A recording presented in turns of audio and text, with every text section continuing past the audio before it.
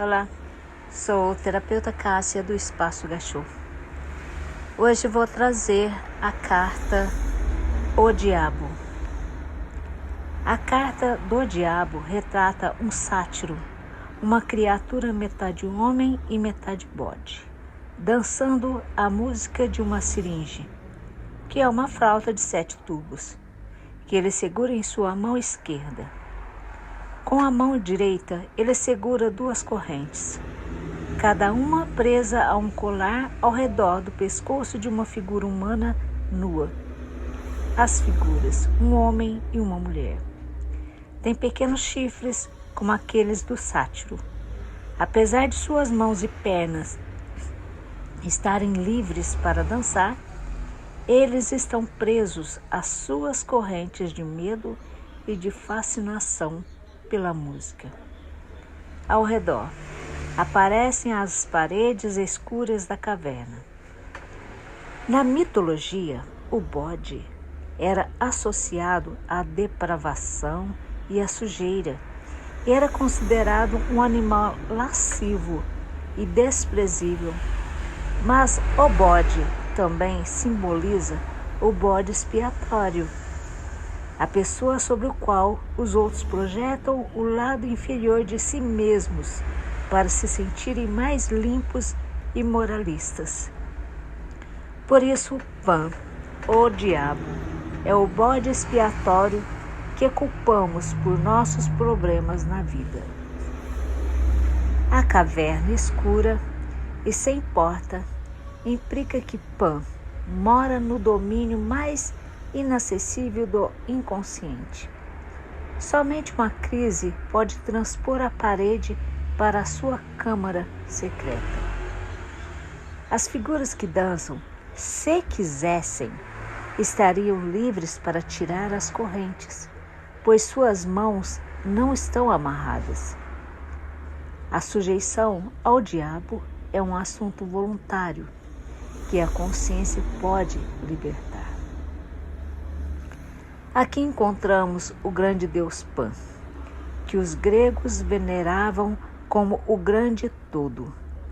Na mitologia, Pan era filho de Hermes e da ninfa Dríope. Quando nasceu, ele era tão feio, com chifres, barba, cauda e patas de bode, que a sua mãe fugiu apavorada e Hermes o levou para o Olimpo para entreter os deuses. Pan assombrava os bosques e os pastos da Arcádia e personificava o espírito fértil e fálico da natureza selvagem e indomada. Ocasionalmente, ele podia ser amigável com os homens, vigiando seus rebanhos, gado e colmeias. Também participava das festas das ninfas das montanhas e ajudava os caçadores a encontrarem suas presas. Em certa ocasião, ele perseguiu a casta ninfa Siringe até o rio Ladon, onde ela se transformou em um feixe de caniços para fugir dos indesejáveis abraços peludos. Como não podia individualizá-la dos outros, ele cortou vários caniços, dos quais fez uma siringe ou flauta de Pan. O nome Pan deriva da palavra pânico. Afinal, ele se divertia provocando pequenos sustos aos viajantes solitários. Ele era desprezado pelos deuses. No entanto, esses mesmos deuses exploravam os seus poderes. Apolo, o deus Sol, adulando-o, conseguiu dele a arte da profecia. Hermes copiou uma flauta que ele havia deixado cair e declarou ser sua a invenção e vendeu-a a Apolo.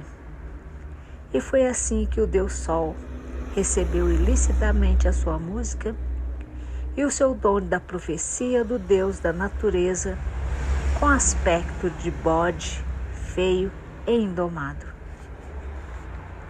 No sentido interior, Pan, o diabo, é a imagem da sujeição ao mais rude e instintivo aspecto da natureza humana. Como o Deus era venerado pelo medo em cavernas e grutas, sua imagem dentro de nós sugere algo que tanto tememos quanto nos fascinam os rudes e primitivos impulsos sexuais que consideramos maus em razão de sua natureza compulsiva. Desde o início da era cristã, o Deus Pan foi estabelecido como a figura do diabo, completo com seus chifres e trejeito irônico, e desprezado pelas pessoas espirituais, como Apolo o desprezou na mitologia grega. Plutarco conta que, durante o domínio do imperador Tibério, um marinheiro que passava perto das ilhas Equinádias, no mar Egeu, ouviu uma voz misteriosa chamando-o 3 vezes, dizendo: "Quando chegar a Palódias, proclame que o deus Pan está morto." Isso ocorria no exato momento em que o cristianismo nascia na Judéia. Mas a presença dessa carta entre os arcanos maiores do tarô sugere que Pan não morrera, mas havia sido relegado aos recessos mais profundos do inconsciente, representando tudo aquilo que tememos, odiamos, desprezamos e, no entanto, nos mantém presos pelo próprio medo e desgosto. O problema da vergonha do corpo e dos impulsos sexuais, particularmente os que a psicanálise tanto fez para trazer à luz neste século. Fantasias de incesto, fascinação pelas funções corporais e excreções, o sentimento de ser sujo e mau, peludo, feio e inferior. São os que Pan, o diabo, personifica. Até o homem ou a mulher mais liberado sexualmente pode sentir essa vergonha secreta a respeito de seu corpo. Podemos sentir alguma nobreza e romantismo no leão furioso na carta da força, ou nos obstinados cavalos da carta do carro. Contudo, é mais difícil perceber nobreza em Pan. Mas, na mitologia, Pan não era assim ruim. Ele só era indomado, amoral e natural. A paralisia dos humanos que os leva ao terror e à fascinação cria o problema. Vou repetir esta frase. A paralisia dos humanos que os leva ao terror e à fascinação cria o problema. A carta do diabo implica bloqueios e inibições, geralmente sexuais, que surgem pela falta de compreensão do Deus Pan. Apesar de feio, ele é o grande todo, a vida nua e crua do próprio corpo. A vida nua e crua do próprio corpo. Amoral e rude, mas, assim mesmo, um Deus. A energia empregada em manter o diabo em sua caverna, vergonhoso e oculto, é energia perdida para a personalidade. mas que pode ser liberada com um efeito imensamente poderoso se tivermos a coragem de encarar Pan. Por conseguinte, o louco deve aprender a enfrentar com humildade os seus próprios aspectos mais inferiores e mais vergonhosos, ou permanecerá eternamente preso aos seus próprios medos. Então, para poder esconder esse segredo vergonhoso, ele deve pretender ser superior.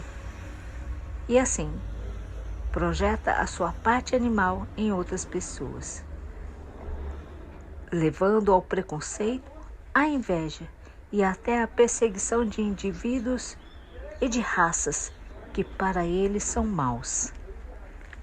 No sentido divinatório, a carta de Pan, o diabo, implica a necessidade de um confronto com tudo que na personalidade seja sombrio, vergonhoso e inferior. O louco deve libertar-se, adquirindo conhecimento e por meio da aceitação honesta e humilde de Pan. Lembre-se que Pan significa natureza.